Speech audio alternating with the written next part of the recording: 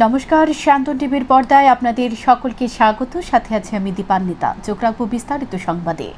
বন দপ্তরের হাতে লক্ষাধিক টাকার চোরাই কাঠ আটক। জানা যায়, উত্তর ত্রিপুরা জেলার বাগাবাসা বিধানসভার উত্তর হরুয়া এলাকায় অভিযান চালিয়ে বিপুল পরিমাণ চোরাই সেগুন কাঠ বোঝাই গাড়ি আটক করল বন দপ্তরের কর্মীরা। এদিন এই বেআইনি কাঠ পাচারের বিরুদ্ধে অভিযানের নেতৃত্বে ছিলেন উত্তর জেলার ধর্মনগর মহকুমার বন দপ্তরের আধিকারিক অশোক কুমার, ধর্মনগর মহকুমার রেঞ্জার সুপ্রিয় দেবনাথ, চোরাইবাড়ি ফরেস্ট বিটের ইনচার্জ আশুতোষ মালাকার, লালছড়া ফরেস্ট বিটের ইনচার্জ অভিজিৎ দাস সহ অন্যান্যরা। বন দপ্তরের এই অভিযানে প্রায় 70 ফুট বিভিন্ন সাইজের সেগুন কাঠ উদ্ধার করে বনকর্মীরা। উদ্ধার হওয়া বেআইনি কাঠের বাজার মূল্য প্রায় 1 লাখ টাকা হবে বলে জানায় ধর্মনগর মহকুমা বন দপ্তরের আধিকারিক অশোক কুমার। তিনি আরও জানান, গোপন খবরের ভিত্তিতে এই অভিযান চালানো হয়। বন দপ্তরের কর্মীদের কাছে আগে থেকে খবর ছিল TR02L1557 নম্বরের একটি বোলেরো গাড়ি করে কিছু কাঠ পাচার হবে। সে খবরের ভিত্তিতে ভোর 4টা থেকে বন দপ্তরের কর্মীরা উত্তর জেলার বিভিন্ন সড়কের উপর উৎপেতে বসে থাকে। সকাল 5:30 নাগাদ গাড়িটি কামেশ্বর থেকে কালাছড়া যাওয়ার রাস্তায় কালাছড়া ব্লক রোড সংলগ্ন বন দপ্তরের কর্মীরা গাড়িটিকে দেখে দাঁড় করায়।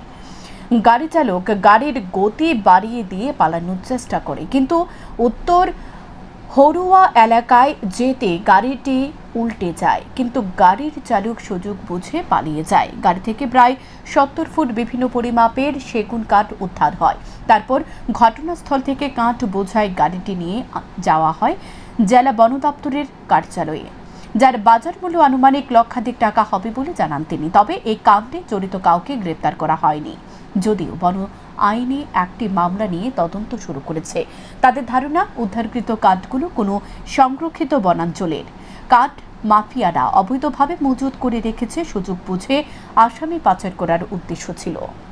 आज सुबह 4 बजे पेट्रोलिंग पे निकले थे स्टाफ के साथ में। तो पेट्रोलिंग के ड्यूरिंग में नोवत हुआ में जब गए तो देखा गया कि एक बोलेरो पिकअप के साथ में ये अराउंड 2 क्यूबिक मीटर माल है, तो जिसकी मार्केट वैल्यू लगभग 1 लाख रुपए है। तो बोलेरो पिकअप भी पकड़ी है और साथ में ये काठ भी पकड़े।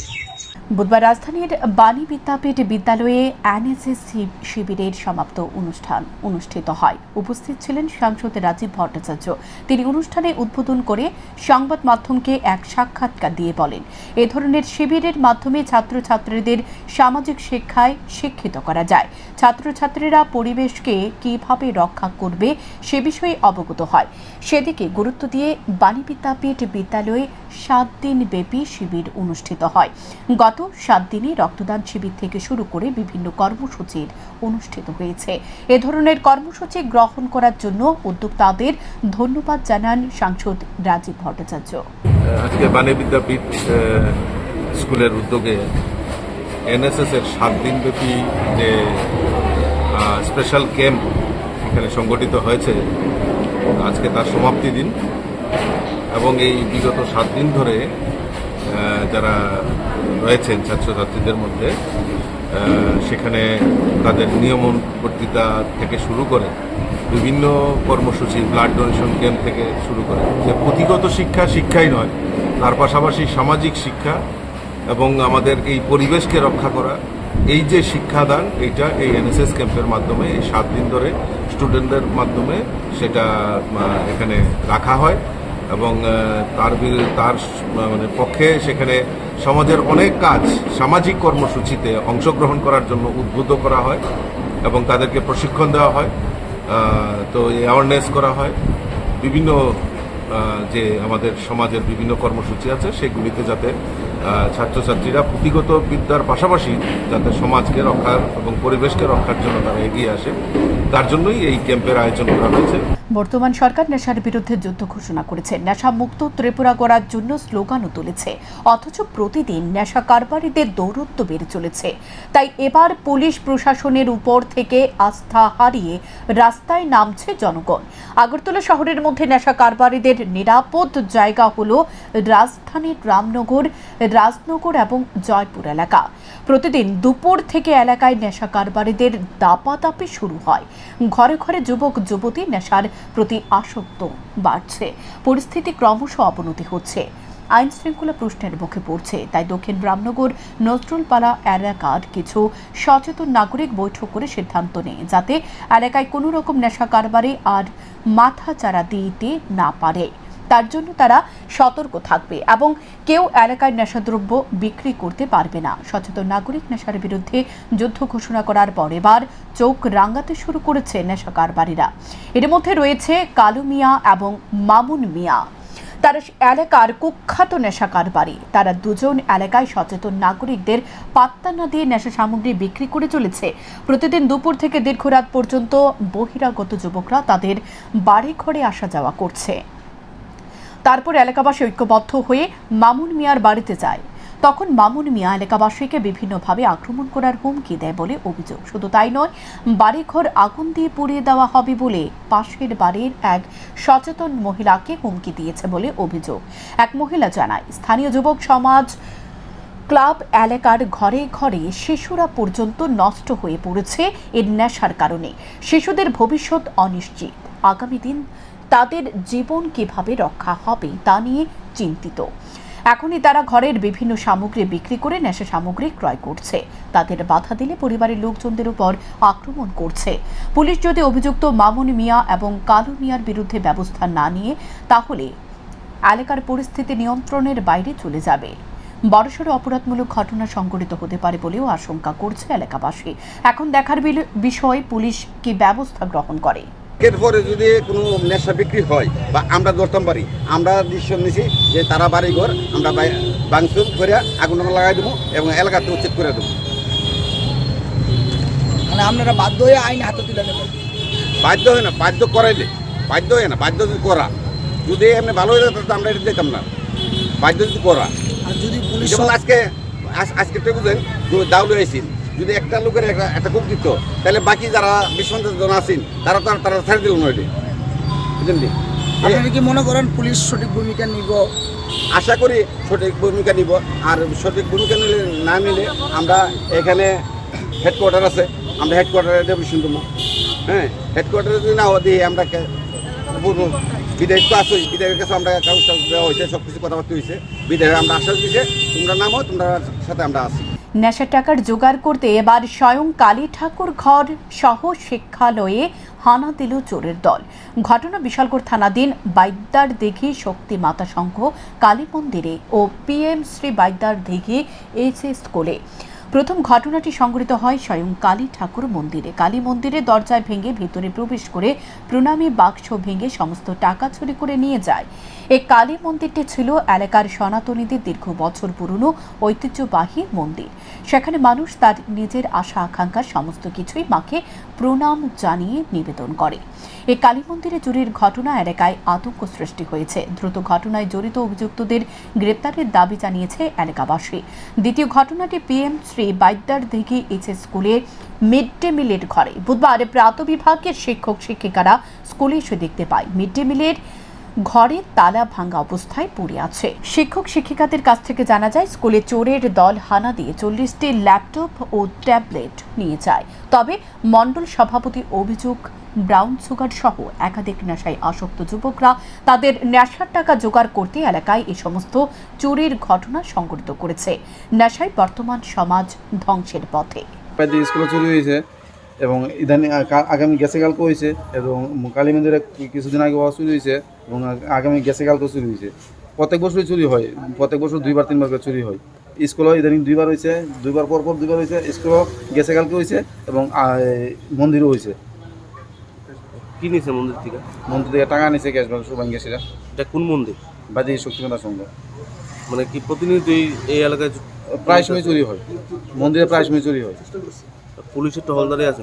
পুলিশের টহলদারি হয়, 10-11 দিয়ে টহলদারি হয়, এরপরে তার টহলদারি হয় না। এর কিছুদিন আগেও প্রায় 15-20 দিন আগে আমাদের স্কুলের মধ্যে কে বা কারা দুষ্কৃতীরা রাত্রেবেলা ঢুকে স্কুলের সম্পূর্ণ দরজার লক ভেঙে দিয়েছে এবং স্কুলের যে গডরেজ আলমারি যাহা কিছু আসলো সব কিছু ভেঙে নষ্ট করে দিয়েছে এরপরে আমাদের কতগুলি ট্যাবলেট আসলো স্কুলের মধ্যে, স্টুডেন্টরা যেটা পড়াইতো টিচাররা 40টার মতো ট্যাবলেট নিয়ে গেছে এবং কিছু টাকাও আসলো, 5,000 টাকার মতো ওই টাকাটা সম্পূর্ণ টাকাটা নিয়ে গেছে এবং নেওয়ার থেকে তারা নষ্ট করে দিয়ে গেছে বিশ্ববিদ্যালয়ের মধ্যে। 2022 সালে সকল STGT পরীক্ষায় উত্তীর্ণদের শিক্ষক পদে নিয়োগের দাবিতে বুধবার পুনরায় শিক্ষা ভবন চত্বরে গিয়ে বিক্ষোভে সামিল হয় চাকরি প্রত্যাশীরা। তাদের বক্তব্য 3 বছর অতিক্রান্ত হতে চলেছে, এখন পর্যন্ত তাদের নিয়োগ প্রক্রিয়া সম্পন্ন হচ্ছে না। 2022 সালের সেপ্টেম্বর মাসে বহু আশা নিয়ে তারা পরীক্ষায় বসেছিল, এখন তাদের ধৈর্যের বাঁধ ভেঙে গেছে। আজকে তারা শিক্ষা দপ্তরের অধিকর্তার সাথে দেখা করতে এসেছিলেন, কিন্তু দেখা করার সুযোগ পায়নি। আগামী কিছুদিনের মধ্যে মুখ্যমন্ত্রীর সঙ্গে দেখা করে তারা দাবি জানাবে আগামী কিছুদিনের মধ্যে যাতে তাদের নিয়োগ প্রক্রিয়া সম্পন্ন করা হয়। যারা পরীক্ষায় উত্তীর্ণ হয়েছে তাদের সকলকে একসাথে নিয়োগ করার জন্য দাবি জানানো হবে বলে জানান তিনি। আর মাধ্যমে তো বারবারই আমরা আসছি এখানে, আপনার মাধ্যমে আমরা রাজ্যবাসী এটা তুলে ধরছি যে 3 বছর হয়ে আসছে আমাদের 2022 সালের সেপ্টেম্বর মাসে STGT পরীক্ষা হয়েছিল, সেটা নিয়োগ প্রক্রিয়া আজও করা হয়নি। কেন করা হয়নি তা জানার জন্য আজকে আমরা বারংবার আসছি এখানে, বিভিন্ন মন্ত্রীদের কাছে আমরা ভিজিট করছি। আমরা মুখ্যমন্ত্রীর বাড়িও গিয়েছিলাম ওনার সাথে মিট করার জন্য যে কেন আজ অবধি বিষয়টা আটকে রাখা হয়েছে। তো কেসের ম্যাটার আছে, তো সেটা আমরা করিনি, এটা সরকার পক্ষ গিয়েছে সুপ্রিম কোর্টে। এখন কেসের ম্যাটারটা কতটুকু এগিয়েছে সেই বিষয়ে আমরা বেশি অবগত না, বাট আমরা অতটুকু জানি যে 3 বছর হয়ে গেছে একটা শিক্ষক নিয়োগের মতো একটা গুরুত্বপূর্ণ একটা জিনিস, সেটা আজকে 3 বছর ধরে আটকে আছে, সেটা একটা ভালো দিক না। আজকে আপনারা দেখতে পারবেন দূর দূরান্তর মধ্যে যে সব স্কুলগুলোর মধ্যে শিক্ষক নিয়োগ আজকে হচ্ছে না এবং অনেক অল্প মাত্রার শিক্ষক আছে। সেই দিকে আপনার স্কুলগুলোর মধ্যে অনবরত স্টুডেন্টের গার্জেনরা তারা বিক্ষোভ প্রদর্শন করছে এবং রাস্তায় বসে আন্দোলন করছে যে কেন শিক্ষক নিয়োগ করা হচ্ছে না। আজকে 1 to 8 TET 1 TET 2 টিচার নিয়োগ করা হচ্ছে, কিন্তু STGT এবং STPT নিয়োগ করা হচ্ছে না। সাত সকালে এক মৃতদেহ উদ্ধার ঘটনা লংতরাই ভেলি মহকুমার ময়নামা চিত্রসেন কাড়াবাড়ি এলাকায়। মৃত ব্যক্তির নাম চিত্রা রায় ত্রিপুরা, বয়স 32, বাড়ি মহকুমার মানিকপুর এলাকায় বলে জানা গেছে। বর্তমানে সে মনু রেল স্টেশনে সবজি বিক্রি করত। ধারালো দায়ের আঘাতে তার মৃত্যু হয়েছে বলে প্রাথমিক ধারণা। তার মৃতদেহের পাশে 2 ব্যাগে ঝিঙ্গা পটল পাওয়া গেছে। ধারণা করা হচ্ছে সবজি চুরি করতে গিয়ে গণপিটুনিতে তার মৃত্যু হয়েছে। ঘটনাস্থলে পৌঁছায় চৈলেংটা থানার পুলিশ। রাজধানীর লাল বাহাদুর চৌমুহনীর ঋতিকা মেডিকেল হলের বিরুদ্ধে গুরুতর অভিযোগ। এক গর্ভবতী মহিলাকে মেয়াদ উত্তীর্ণ ইনজেকশন পুশ করার অভিযোগ উঠল।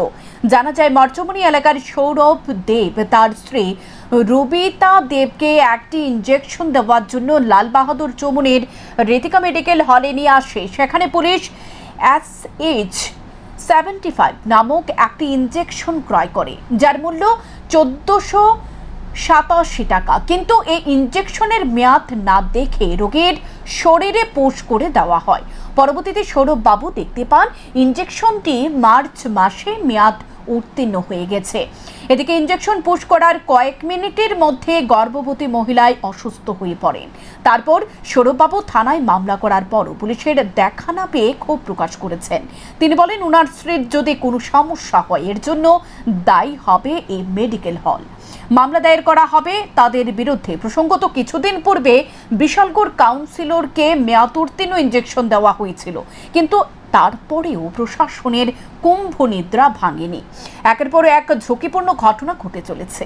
ইনজেকশন আসলো আর কি, ইনজেকশনটা এখানে যে পুশ করার পরে ইনজেকশনটা প্রথমত আমার দেখছি না, আমি পুশ করার পরে আমি ভাইয়াল্লা যখন ফালাইছে তো হাতে লইয়া দিয়ে 2025-এর মার্চে এটা এক্সপায়ার্ড হয়ে গেছে। শরীর এখন ঠিক আছে, ডাক্তাররা ফোন করছি, এটাই বিষয়টা আর কি। তারা এতটা কেয়ারলেস। আচ্ছা, যিনি পুশ করছেন ওনার কোনো এসব কোর্স করা আছে কি আমি জানি না। এখানে স্টাফই, দোকানের স্টাফই তারা আসেনি যে পুশ করছে। দোকানের মালিক। পেশেন্টের নাম কি? পেশেন্টের নাম রুবিতা দেব। এখন আপনার কি আইনের পদক্ষেপ বলতে আগে আমার পেশেন্ট সুস্থ থাকুক, আগে দেখি ডাক্তারের সঙ্গে যোগাযোগ করছি, শরীরটা একটু খারাপই এখন, ফার্দার দেখি কি করতে পারি। অ্যাডভান্স নামানো হয় এক্সপ্রি অ্যাডভান্স মানে 7.5টা 6 নামানো হয়ে যায়, 6 নামানো হয়ে যায় অনেক থাকতে পারে, কিন্তু পুশ করার আগে তো দেখো, পুশ করার আগে অ্যাকচুয়ালি আমি ওদিকে কাজ করতেছিলাম, ওইটা স্লিপটা নিয়ে গেছে, তো মানে ওয়াটার এক্সপিরিয়েন্স দেখছে, ভাইলের এক্সপিরিয়েন্স দেখছে, ওয়াটার এক্সপিরিয়েন্স বেশি দেয়, যার জন্য এমন হয়েছে। আমরা তো সবসময় এক্সপেরিমেন্ট নামাই দিই, এক্সপেরিমেন্ট নামাইলো আমরা তো এক্সপেরিমেন্ট এটাতে এটা কিভাবে ভুল হইলো? নামা নিয়ে যাবে, অ্যাডভান্স নামানো হয়। তাহলে কিভাবে ভুল হইলো তোমার এটা? আপনি যে পুশ করেছেন ইনজেকশনটা, আপনার কি কোনো ট্রেনিং আছে ব্যাপারে পুশ করার? মেডিকেল কোনো সার্টিফিকেট আছে আপনার? এটা দেখাতে পারবেন নি? গোপন সংবাদের ভিত্তিতে রামনগর ফাঁড়ির পুলিশ লঙ্কামুড়া এলাকা থেকে নেশা জাতীয় কফ সিরাপ সহ এক বাংলাদেশি যুবককে আটক করে পরবর্তী সময় ধৃত যুবকের পশ্চিম আগরতলা থানায় নিয়ে আসা হয়। সংবাদ মাধ্যমের মুখোমুখি হয়ে পশ্চিম আগরতলা থানায় সেকেন্ড ওসি শ্যাম শঙ্কর রিয়াং জানায়, মঙ্গলবার বিকেলে রামনগর ফাঁড়ির পুলিশ লঙ্কামুড়া এলাকায় প্যাট্রোলিং করছিল। তখন পুলিশ গোপন খবরের ভিত্তিতে জানতে পারে এক যুবক নেশা সামগ্রী নিয়ে যাচ্ছে। সেই সংবাদের উপর ভিত্তি করে পুলিশ ওই যুবককে আটক করে তার কাছ থেকে 25 বোতল নেশা জাতীয় কফ সিরাপ উদ্ধার করা হয়। তার নাম হোসেন মিয়া, তার বাড়ি বাংলাদেশের ব্রাহ্মণবাড়িয়ায়। উদ্ধার হওয়া নেশা জাতীয় কফ সিরাপের বাজার মূল্য 20 থেকে 25,000 টাকা হবে। ধৃত বাংলাদেশি যুবকের বিরুদ্ধে এনডিপিএস অ্যাক্টে মামলা রুজু করা হয়েছে। বিকালের দিকে আপনার রামনগর ওসি দেবব্রত বিশ্বাস এই লঙ্কামুড়ার দিকে মোবাইল করছিলেন আর কি। মোবাইল করার সময় একটা সিক্রেট ইনফরমেশন পেয়েছিল যে একজন মানুষের হাতে কন্ট্রাব্যান্ড আইটেম আছে, এরপরে ওরা গিয়ে সার্চ করলো, একজন মানুষকে পেলো। ওই মানুষটার হাতে কফ সিরাপ 25টা কফ সিরাপ পেয়েছি আর কি। এরপরে আমরা এনডিপিএস কেসে বুক করেছি, তখন আমরা ইনভেস্টিগেশন করবো। হোসেন মিয়া, নাম হলো লেক জাসিম মিয়া, উত্তরমুড়া, পিএস হলো সদর ডিস্ট্রিক্ট, ব্রাহ্মণবাড়িয়া, বাংলাদেশ। এখনকার মতো সংবাদ এ পর্যন্তই। পরবর্তী আপডেট পেতে চোখ রাখুন শান্তন টিভির পর্দায়। নমস্কার।